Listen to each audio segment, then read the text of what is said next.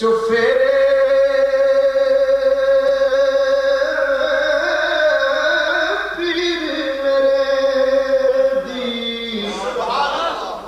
پیر میرے دی تم چفیرے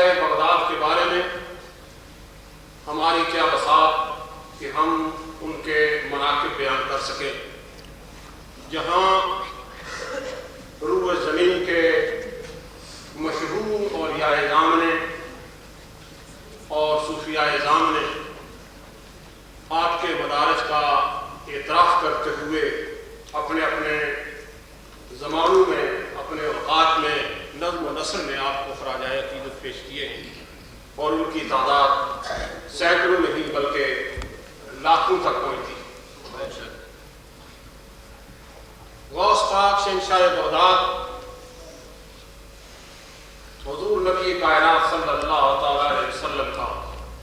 میں سمجھتا ہوں کہ عظیم معجزہ اور آپ گوئی جو آپ نے حدیث میں بیان فرمائی،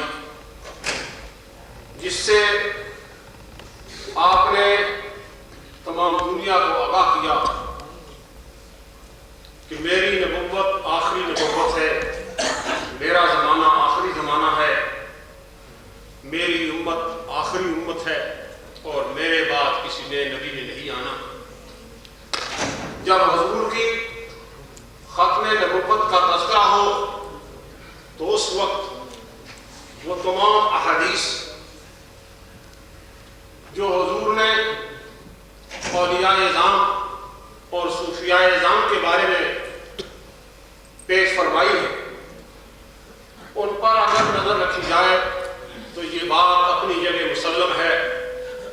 کہ حضور غوث پاک شہنشاہ بغداد، حضور سرور کائنات صلی اللہ علیہ وسلم کی امت میں آپ کی پیشن گوئی کے مصداق آپ کا عظیم معجزہ ہے اور آپ کی ختم نبوت کی دلیل۔ قرآن مجید میں اللہ تعالیٰ نے ارشاد فرمایا کہ ما کان محمد ابا احد من رجالکم ولکن رسول اللہ وخاتم النبیین وکان اللہ بکل شیء علیما۔ اس آیت سے علماء نے حضور کی ختم نبوت جو ہے اس کو پیش کیا ہے اور اس کو تسلیم کیا ہے۔ ختم نبوت سے مراد یہ ہے کہ حضور کے بعد کسی نئے نبی نے نہیں آنا، دین اسلام کے بعد کسی اور دین نے نہیں آنا، امت مسلمہ کے بعد کسی اور امت نے نہیں آنا، اور قرآن مجید کے بعد کسی اور الہامی کتاب نے دنیا کی طرف نہیں آنا۔ اس کا مفہوم یہ ہے، لیکن عقلی طور پر نظر سے یہ بات سمجھنے میں آتی ہے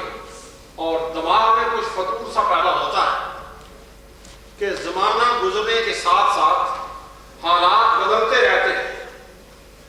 اور مسلمانوں کی روش میں بھی تبدیلی آتی رہتی ہے، مسلمانوں کے اعتقاد میں بھی فرق پڑتا ہے اور مسلمانوں کے اعمال میں بھی کمزوری آتی رہتی ہے۔ تو جب اعتقادی اور عملی طور پر مسلمان امت میں کمزوری آتی رہی ہے، آتی ہے اور آتی رہے گی، ایک خام فہم جو ہے، ایک خام عقل اور فکر انسان جو ہے، اس کی توجہ کبھی اس طرف پھسلتی ہے کہ نبی کیوں نہیں آتے جب قوم میں اعتقادی بگاڑ بھی ہے اور عملی بگاڑ بھی۔ یہ ایک عام آدمی جب دنیا کی طرف نظر دوڑا کر مسلمانوں کے اعمال و اعتقاد کی طرف نظر دوڑاتا ہے تو اس کی عقل اس طرف جاتی، لیکن قربان جائیے حضور سرور کائنات صلی اللہ تعالیٰ علیہ وسلم کی ذات گرامی پر، جن کو اللہ تعالیٰ نے تمام دنیا کے لیے آخری پیغمبر بنا کر بھیجا۔ انہوں نے ہر وہ دروازہ، ہر وہ سوراخ، ہر وہ راستہ جو کسی زمانے میں بھی کاخ نبوت میں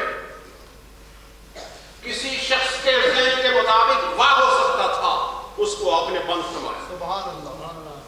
حضور فرماتے ہیں کہ علماء امتی کا انبیاء بنی اسرائیل، العلماء ورثۃ الانبیاء، میری امت کے علماء کا عملی کام جو ہے، ان کی تبلیغی مسائل جو ہیں، ان کی کاوشیں جو ہیں،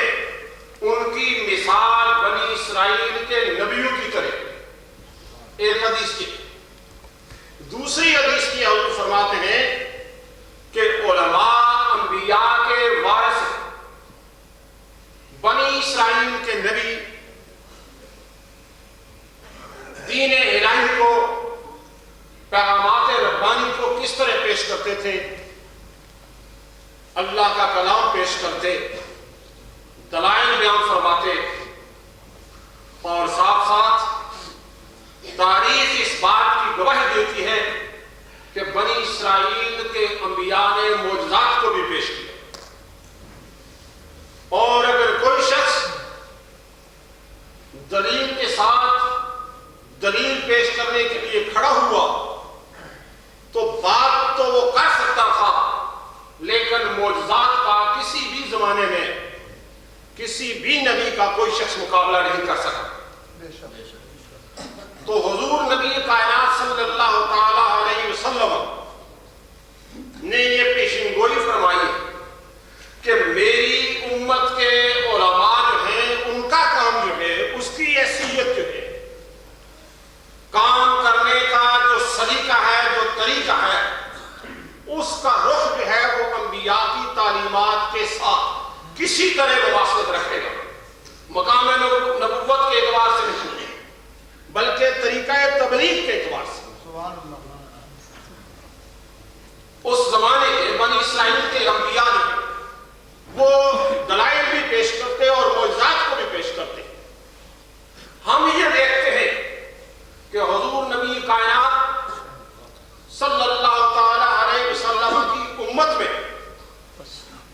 اولیاء اسلام نے جو تبلیغی کارنامے سر انجام دیے اور ان سے جو نتائج برآمد ہوئے ہیں، تاریخ اسلام میں سوائے اس زمرہ کے اولیاء اعظام کے کہیں اور کسی اور طبقہ میں ایسے نمونے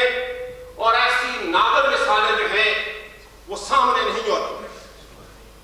اس سے یہ پتہ چلا کہ حضور نبی کائنات صلی اللہ تعالی علیہ وسلم کو اللہ تعالیٰ نے اتنا عظیم علم عطا فرمایا تھا کہ اس علم کی روشنی میں قیامت تک آنے والی جو مسلموں امت کی کمزوریاں تھیں وہ آپ کے پیش نظر تھی۔ نعرہ تکبیر، نعرہ رسالت، مبلغ اسلام،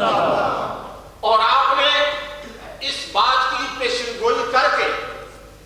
یہ بات بھی واضح کر دی اور اس عقدہ کا حل بھی پیش کر دیا کہ اگر کسی زمانہ میں کسی کی عقل جو ہے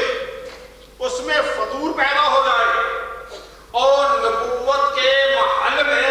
سوراخ کرنے کی اگر کوئی کوشش کرے